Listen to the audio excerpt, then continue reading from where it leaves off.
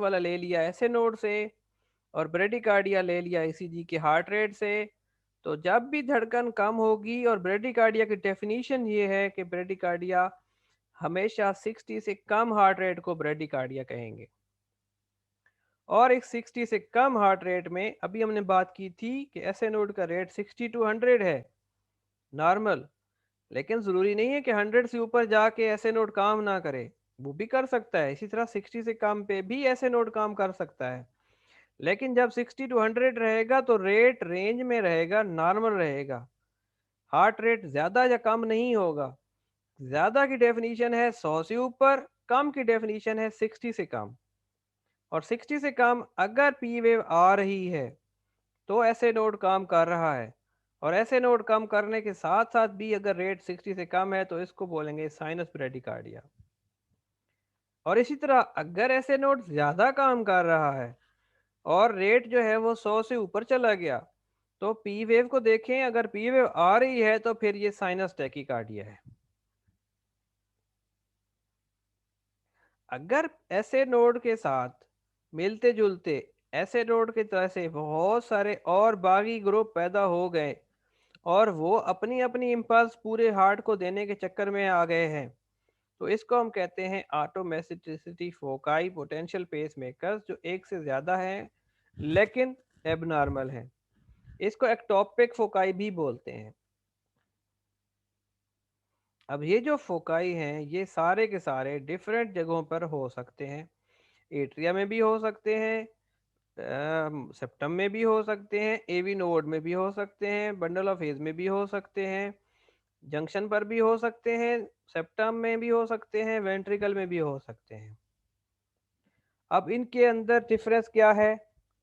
इसके अंदर डिफरेंस ये है कि जो फोकाई एट्रिया की दीवार के अंदर होंगे उनकी जो अपनी इनहेरेंट रेट है, रेंज है, वो 60 से 100 होगी, 60 से 80 के दरमियान में होगी।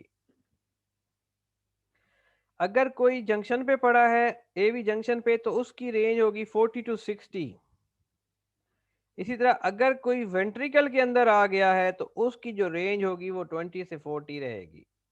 तो ये एक डायग्राम है छोटी सी, इसको आप रफ पे बना लें, इसको बार बार ड्रा करें, इसको याद करें, इसको याद रख लें। ऐसे नोड की रेंज थी 60 टू 100। ऐसे नोड के अलावा एट्रिया के अंदर से कोई फोकल उठेगा तो वो 60 टू 80, जंक्शन पे होगा तो 40 टू 60, और वेंट्रिकल के टिश्यू के अंदर है तो 20 टू 40। इस तरह से ये जो रेट है वो कम होता जाता है। ऐसे नोड का सबसे ज़्यादा, और अपने इस ज़्यादा रेट की वजह से ही ऐसे नोड सबका बॉस है। अगर ऐसे नोड काम नहीं करता और एट्रिया से फोकल उठ गया कोई नया आके और करंट पैदा करके इम्पल्स फेंकने लग गया है, और उसकी वजह से करंट की वजह से हार्ट चल रहा है, तो उसका रेट जो होगा वो 60 टू 80 रहेगा। और अगर एट्रिया वाला ने काम नहीं किया और कोई बागी ग्रुप जंक्शन के ऊपर से था, एवी नोड के पास से था, तो और हो सकता है वो खुद एवी नोड ही हो, तो उसका जो रेट है वो 40 टू 60 होगा। और अगर फोकस या जो ऐसे नोड के बाद वाला पेस मेकर है वो एवी नोड भी नहीं है, या जंक्शन भी नहीं है, या सेप्टम भी नहीं है, वो वेंट्रिकल में आ गया है, तो उसका जो रेट है वो 20 टू 40 होगा।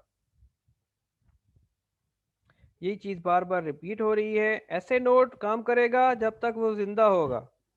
ऐसे नोड दूसरों को किसी को नहीं बोलने देगा। जब ऐसे नोड फेल हो गया तो एट्रिया से जंक्शन उठेगा।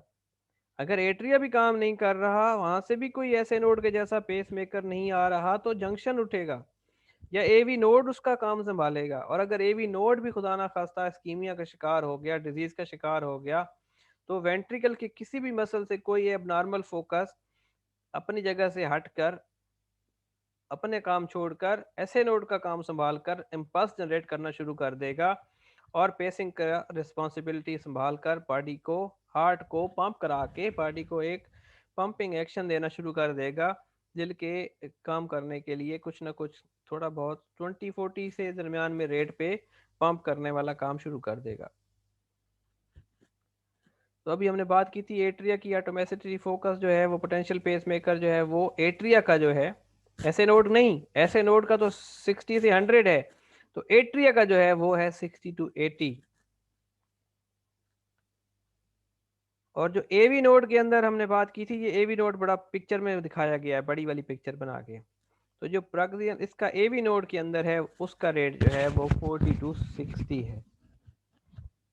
ठीक है, इसी तरह थोड़ा सा और डिटेल आप इसको पढ़ लें, इसमें बहस नहीं जा। और वेंट्रिकल के अंदर जो है वो 2240 है।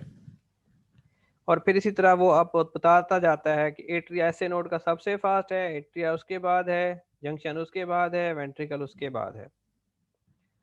अब हम आगे आए जी, रेट कैसे निकालते हैं।